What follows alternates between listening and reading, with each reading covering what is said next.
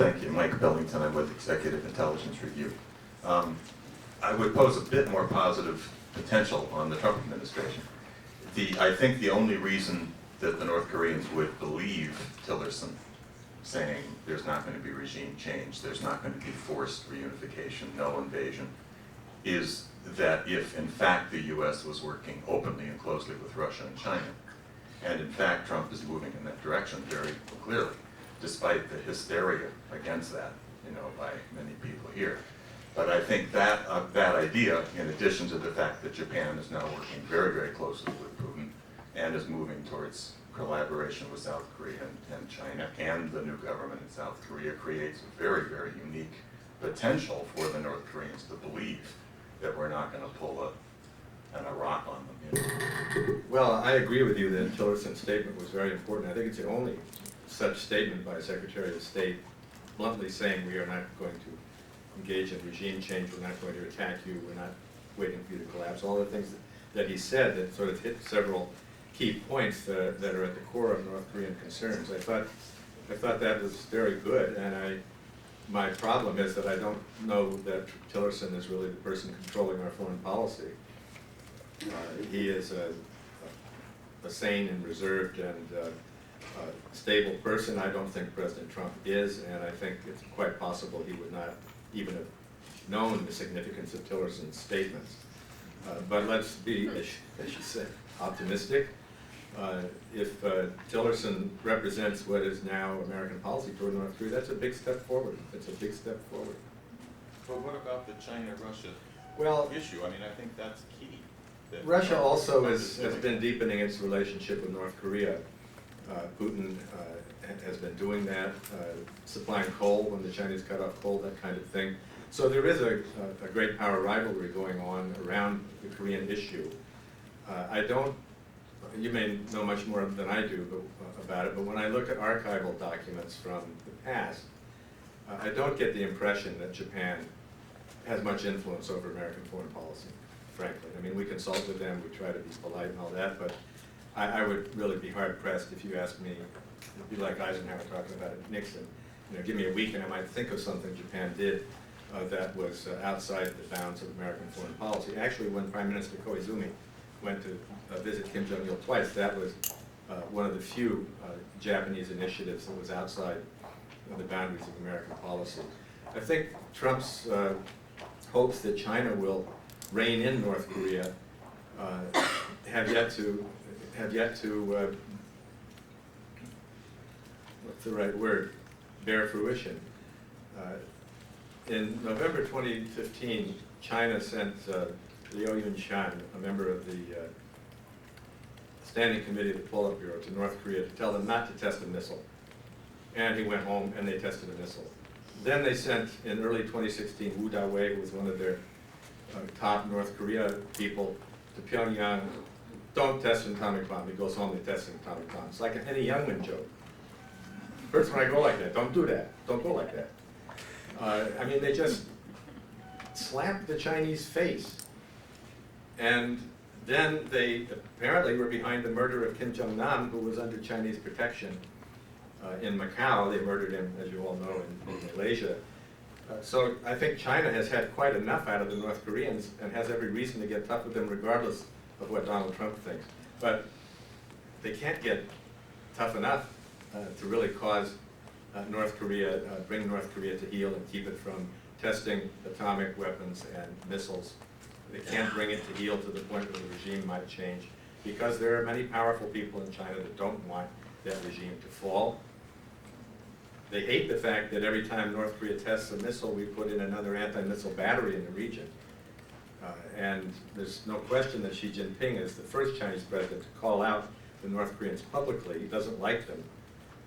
But I still think we have to wait and see whether the China policy will bear fruit or not. Yes, sir. My name is Don Kirk. I'm a journalist. You spoke optimistically, I think, about President Moon Jae-in perhaps changing policy. But he also has called for North Korea to give up its nuclear weapons. And he's also talked about increased sanctions, as is Ms. Kong. I don't know if she's yet foreign minister, but she's been appointed foreign minister. So I wonder whether things are really changed, or whether, you know, the more things change, the more they stay the same. Well, I think, first of all, I've met Moon Jae-in 2 or 3 times. I think very highly of him. He's very experienced. He was chief of staff under No Myung. He runs in circles of people that I know a lot about, and I think very highly of. And I think his fundamental goal is to engage with North Korea and reduce tensions and do what Kim Dae-jung and No Myung did before him. On the other hand, he's walking a tightrope, and he's had to say things that basically don't give up anything, like, you know, we want North Korea to get rid of the nuclear weapons, in order to try and show people in Washington that he's not a wild-eyed radical who's going to run off the reservation, so to speak. But he just got done saying he's not going to allow further employment and placement of the THAAD system, and was very angry that the latest implementation of it was something he didn't know about, wasn't informed about. So, I mean, I think he's in a honeymoon position right now, and he, like everybody else, is treating Trump with kid gloves and hoping that he'll be able to deal with this president. But his fundamental orientation is what I've said, and I think that will come out. Maybe one last question over here.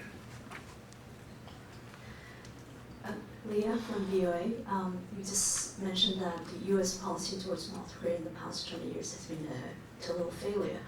While in China, many scholars are also saying the same thing about the Chinese policy towards North Korea. So I'm curious about what's your evaluation of China's policy towards North Korea? Well, I think North Korea is an embarrassment to a lot of Chinese, particularly worldly ones who have been out of the country, visited a lot of other countries, talked with experts in other countries. North Korea reminds them of the Cultural Revolution, which is the worst period in the history of the Chinese Communist Party running the country. And North Korea never had anything like the Cultural Revolution, but nonetheless, the complete shutdown of foreign media, absence of any kind of free speech, all of these things are anathema to Chinese that have struggled very hard to get those things, and many others, freedom of assembly and so on, since Mao died. But China has reasons of state that I think and believe will prevent them from doing anything to North Korea that threatens the stability of the regime. I don't think they want the regime to collapse.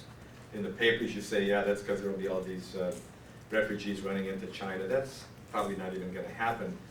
It's that North Korea is a classic buffer state, and a divided Korea is better for China in the views of their statesmen and women than a united Korea, if a united Korea is allied with the United States and you put troops on the Yellow River. Those are fundamental things. That's what led China into the Korean War in the first place, and you know, it's been a long time since the Korean War, but there are officers in the military in their 70s, 80s, 90s who have close relations with people in North Korea growing out of the war. And as I said earlier, our press just doesn't report because we don't want to hear it, but there are a lot of hardliners who like North Korea, including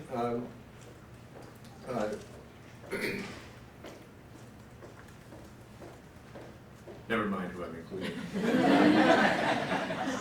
The worst thing about jet lag is you think something's right on the tip of your tongue and then it disappears. Anyway, Hu Jintao gave a secret speech when he was president, I think in 2006, where he said something like, well, the North Korean economy, you know, they don't know what they're doing. But their political system is great the way it keeps out Western ideas and practices, which is something the Chinese ideologues rail against all the time. And they don't do a very good job of keeping it out because the country is so much more open than North Korea is. But it does express what powerful people think in China. And my understanding of the history of the relations between the top communist leadership in both countries is that it goes back 80 years to 1932, like I said earlier. is very important. They don't like Kim Jong-un, but they did like Kim Il-sung and considered him a comrade with many friends in the high leadership of the PRC. They are, after all, communists.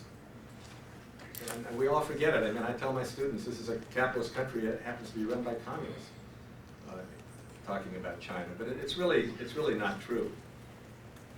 It's a country with a lot of market access that is run by 7 communists in the Standing Committee of the Politburo who have total power.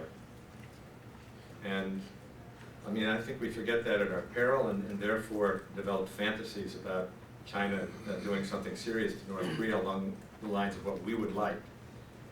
I'll just close by saying Don Rumsfeld was, when he was defense secretary, and it was right after the Iraq war, he talked about getting together with China to gang up on North Korea and get rid of that regime. And I read that in the New York Times, which I always read in the morning, and I thought, what kind of an idiot is running our defense policy?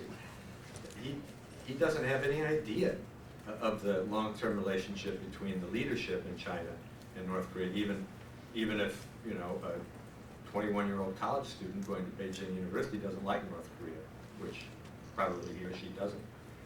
So it's just a fantasy that China is going to do our work regarding North Korea. So thank you very much for your questions and your attention.